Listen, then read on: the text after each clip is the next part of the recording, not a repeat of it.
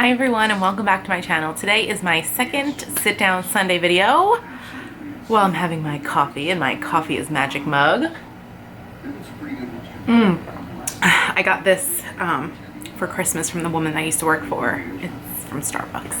I don't have the top on. I just use it at home because I love these ceramic mugs from Starbucks, but I always drop them when I take them out of the house and then I cry when I break them because they're always the cutest mugs in the entire world. Anyway, welcome back to my channel. I just wanted to first start this video off by saying I'm really sorry I haven't posted a video in a while. I've just kind of been like busy. Number one, it's very, very hard for me to film my what I ate in a day videos. Just, I can't explain it. It's just like the mornings are so crazy. It's just life has been kind of busy. I promise I'm gonna try to get one up this week. Probably not this week. I'm not even gonna try to lie. I don't know. Just bear with me while I figure out a routine. I know I feel like I'm always saying that, but just bear with me, people. Really sorry I didn't get a video up last week for Sit Down Sunday because the weekends are always crazy busy. This weekend isn't so crazy busy, so I was super excited to be able to do this video. Today's video, if you haven't read the title, is all about egg retrieval. And this video is in collaboration with one of my favorite IVF trying to conceive moms on YouTube, Chelsea. She is currently pregnant with her first baby, a baby girl, via IVF, and she has so many informational videos. Go check out her channel. She's also doing her story about her egg retrieval. I think she only did one. I am pretty soon going to be doing my fourth. So she thought it would be a good idea to see her point of view, just doing one, and somebody like myself who's done 1,000. So today we are going to talk about our egg retrieval experiences. So definitely go check out her channel.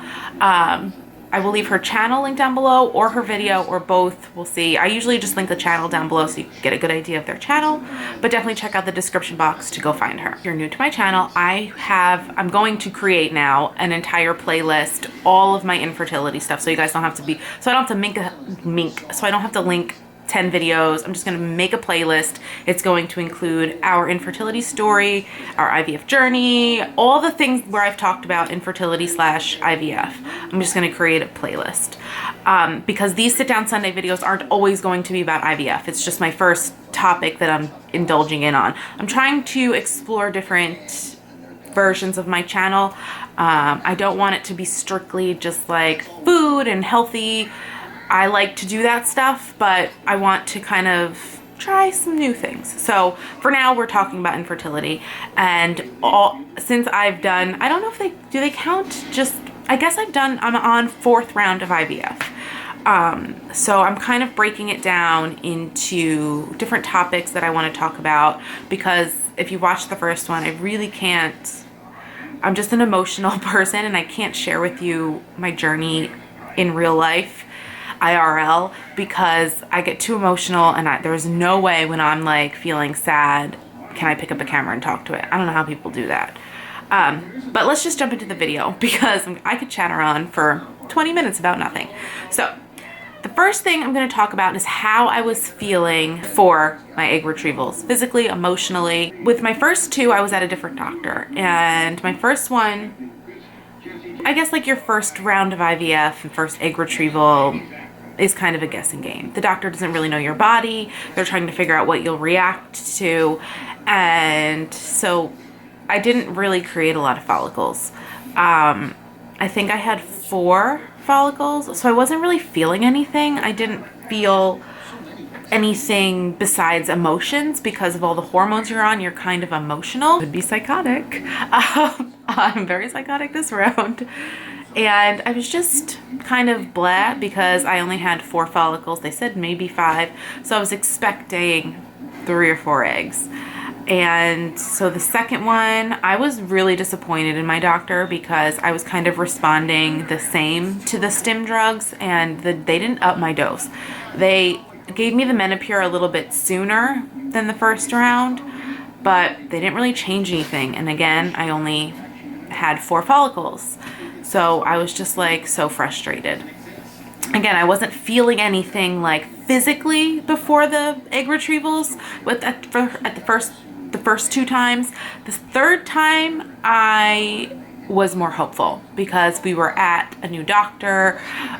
They were very aggressive with the stim drugs because they were like looking at my history and they were like, I don't understand like why things didn't change. And I was like, same over here. I was so confused. And so they went in aggressive. My Follistim was at 150. My Menopur was 3 vials, which I think is, what's 75 times 3? 75, 150, 225? Sorry, I'm not the best at math. So they went in aggressive, and by the time it was egg retrieval time, I had 6 or 7 follicles. And as you, I'm sure, what's on my table? Sorry, ADD. As you know, I ovulated early the first time and the third time. So I was that was like, I didn't find any of that out until afterwards. So I just want to go back to my first egg retrieval really quickly. Disclaimer, I'm really bad at sit down videos and it's kind of all over the place, so please forgive me. I left out a giant part of my first egg retrieval. I was so sick because they scheduled my first egg retrieval for 2:30 p.m. And I just remember sitting there at 1:30 because they make you get there an hour before.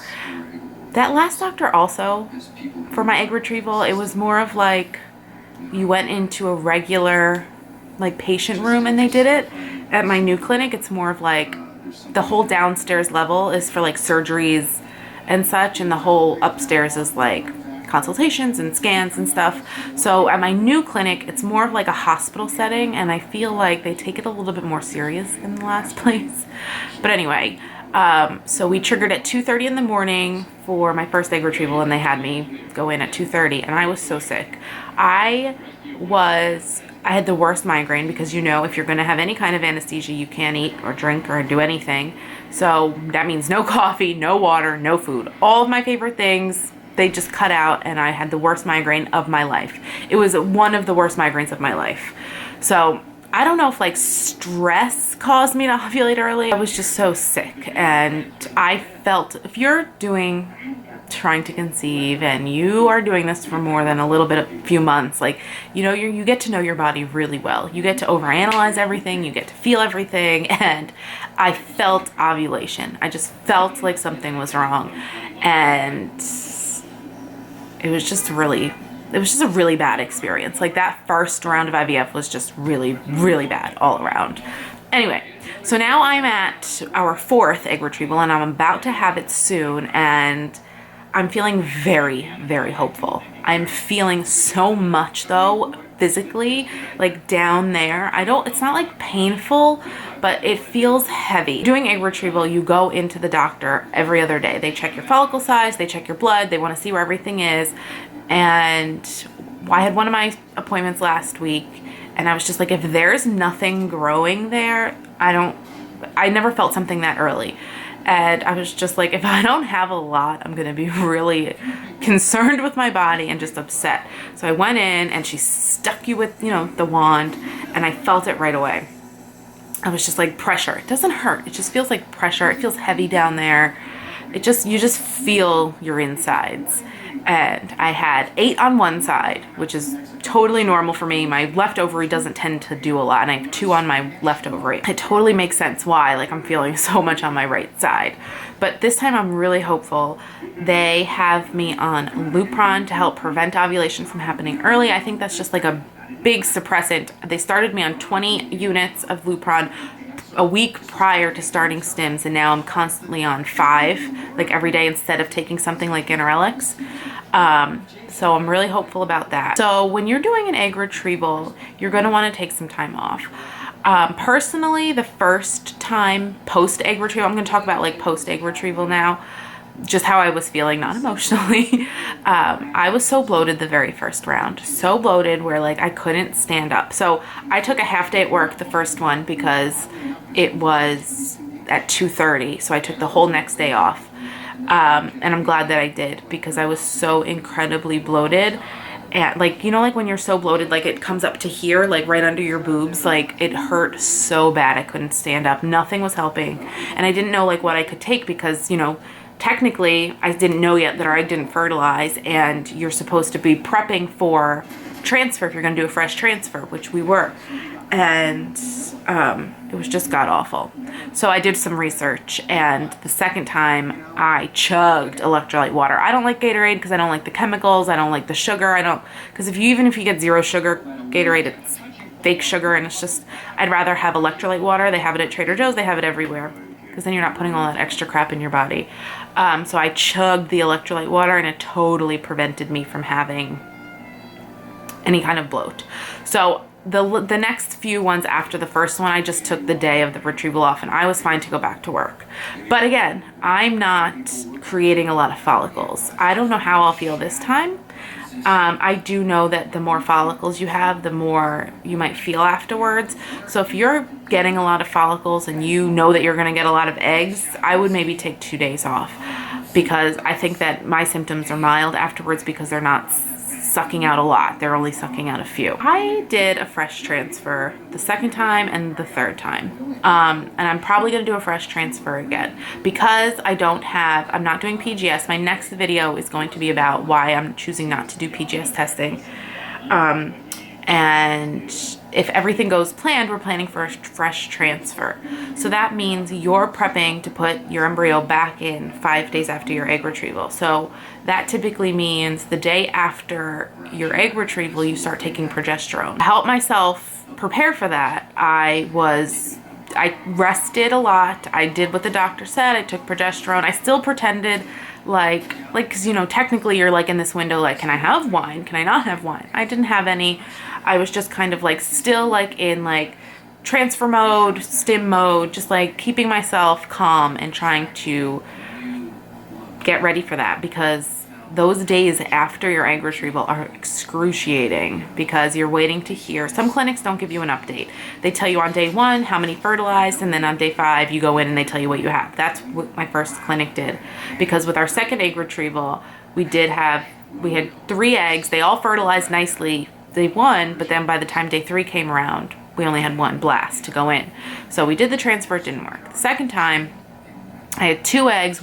They both fertilized. Did they? No, 1 fertilized, and it was a slow grower, but it made it up. But they let me know day 3 what was going on instead of just waiting till day 5.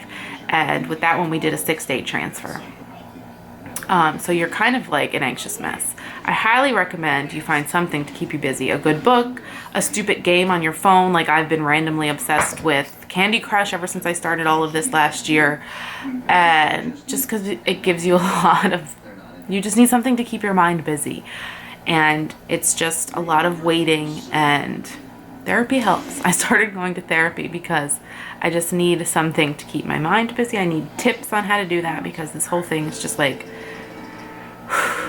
it's not only physically exhausting, it's mentally exhausting. I'm sure I've mentioned that before.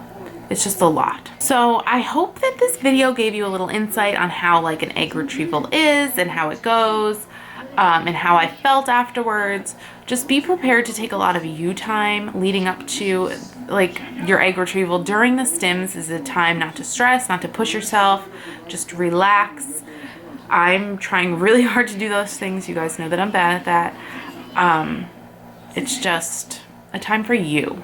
It's a time for you to get yourself ready for the next step. All right, guys, thank you so much for watching this video. I hope that it helps if you're getting ready to do an egg retrieval, if you're in the middle of stims, if you're just interested in what happens during egg retrievals and such, because I know that before I even started, I watched a lot of videos about all this. If you have any more questions, leave them linked down below. I know I'm really bad at like answering them right away, but I always get to them and I always read them. And if I always get enough questions, I'll do a Q&A. I never really get that many questions, but if I do, I tend to answer them at some point in another video. Don't forget to subscribe to my channel if you haven't already. Don't forget to give this video a thumbs up. Don't forget to check out the entire description box. I will have my infertility playlist. I couldn't think of the word. And I will have other links like to my Amazon store if you're interested. I will see you guys in my next Sit Down Sunday video. Do not forget to go check out Chelsea's channel. It will be linked down below, or her video. I haven't decided what I'm going to link yet. I know that she's trying to send me her video.